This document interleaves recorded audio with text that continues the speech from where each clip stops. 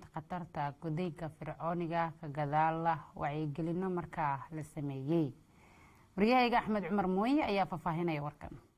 maanta oo kale 6 Febraayo ayaa sanad kasta waxa caalamka laga xusaa ololaha ciribtirka gudniinka gabdhaha kaas oo sharciyo hore looga soo saaray looguna aqoonsaday gudniinka lagu sameeyo gabdhaha tacdiye ka dhana xuquuqda caruurta caafimaad ahaan waxaana falkaasi loo arkaa ku xadgudub xuquuqda dumarka. gudniinka gabdhaha oo dhowr nooc isugu jira ayaa midka ugu daran waxaa lagu tilmaamaa in uu yahay gudniinka fircooniga kaas oo ka dhasha dhibaatooyin kala duwan marka gabdhaha la gudo haba ugu saameyn badnaatee dhanka caafimaadka. Soomaaliya ayaa ka mid ah meelaha ay ka socdaan ololaha la dagaalanka gudniinka fircooniga. wasaaradda arrimaha haweenka iyo xuquuqul insaanka ee dowladda federaalka Soomaaliya iyo kuwa maamul goboleedada ayaa ka hadlaya dhibaatooyinka gabdhaha la soo gudboonaada marka si qaldan loo gudo. gudniinka fircooniga sidiisa waa caado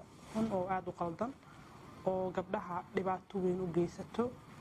dalkeenina wuxuu ka mid yahay dalalka sida gaarka ah loogu xuso markii la sheego gudniinka fircooniga ah.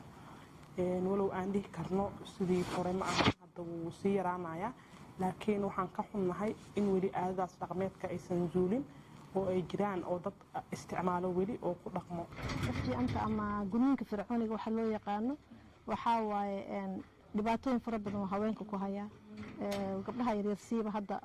anaga waa soo gudubna laakiin dadka yaryar hadda dhibaato fara badan uu ku haya anaga waqtigeena haddii la guri jira xataa waxay ahayd waqti uu dadka dhaqaale haysto oo ilmaha hadduu uu tabardaro ama dhiig ka baxo xataa waalidku wuxuu heli karo laakiin hadda maadaama burbur nagu dhacay waalidiintan ay dad masaakiin u badan yihiin xataa waxaa la arkaa ilmihii markuu dhiig baxo in la maareyn waayo oo sidaa ku naf baxo. dhibaato weyn uu leeyahay ii sheeg gudniinka fircooniga ah. dhibaatadaas waxay ka mid tahay in gabadhii markay dhalaysa xataa ilmihii ay ku xirmadaan inay maalmo foolato in 3-4 beri ay foolanayso cuniga kafkii uu ku jira laakiin meel uu soo maray aysan jirin in caafimaad darro iyo meelo aan MCH isbitaallo waaweyn aysan haysan ay maamo iska traditional maxaa la dhahaa baradandigo dadka localka wax bartay ah oo iska bartay xirfadii lagu dhaliyo ay midi ama sakiin soo qaadatay gabadha ku jirto waa gabadhii shalay ay soo xirxireen maanta midi loo qaato lagu jiro. bedel ayaa maaragtay aan muuqdo iskaashi badan oo sameynay wasaaradda haweenka gobolka haweenka labada gobol ee degmooyinkooda iyo goboladooda wacyigelin badan oo isugu keenay haweenka ayaa waxaa nooga soo baxday sideen ku ciribtiri karnaa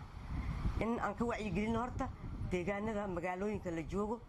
dhinaca kale hay-adda Ifraax Foundation ayaa waxay dadaal badan ku bixinaysaa wacyigelinta ka hortagga gudniinka gabdhaha si loo dabar jaro qoysaska weli doonaya in ay gabdhahooda u gudaan sida qaldan. marka ugu horeyso waxaa lagu horumar loo gaari karaa in culumudiinka ayaga ay haystaan meel hal meel ugu soo wada jeestaan sida hal hay'ad oo ayaga isku xirto culimo kasta oo markaas meesha ka soo jeedaan aan xiriir fiican aan leeyahay wacyigelin waa ila sameeyaan laakiin culimada waxa loo baahan yahay markii laga hadlayo arimaha bulshada qaas ahaan arimaha haweenka inay hal fikir ay ka qabaan. marka dhinacan ku saabsan caadooyinka oo ay ka mid yihiin maalan sida hadda la soo bandhigayay oo sakiintii iyo mindidii aad arkayseen oo caruurta markii la cabsiinayo waxaa la dhihi jiray waxaa jira waxa la yidhaahdo dadqalato. marka dadqalatada ilaa la sheegayaba waa gudniinka fircooniga la sheegayo oo dadka lagu qasho. marka dadqalatadii inaan joojino oo aan dadka la qalanin yacni oo sidii ilaahay ugu talagalay oo sharciga iyo diintu ay qabtana yacni loo raaco waa wax muhiim ah. wiilasha qudhooda wacyigelin bay u baahan yihiin sababtoo ah Soomaaliya waxaa ka dhici jiray hadda saas uma badna laakiin markii hore gabadha haddii aan la tultulin oo aan gudniin fircooni lagu samaynin dee hadduu guursado waxaa la leeyahay gabadha suuxi waa lasoo furayaa ma fahamsana dadkan waxaan gudniinkan inuusan ahayn wax wanaagsan waxay u qabaan gabarnimadeedaba gudniinka inay qusayso.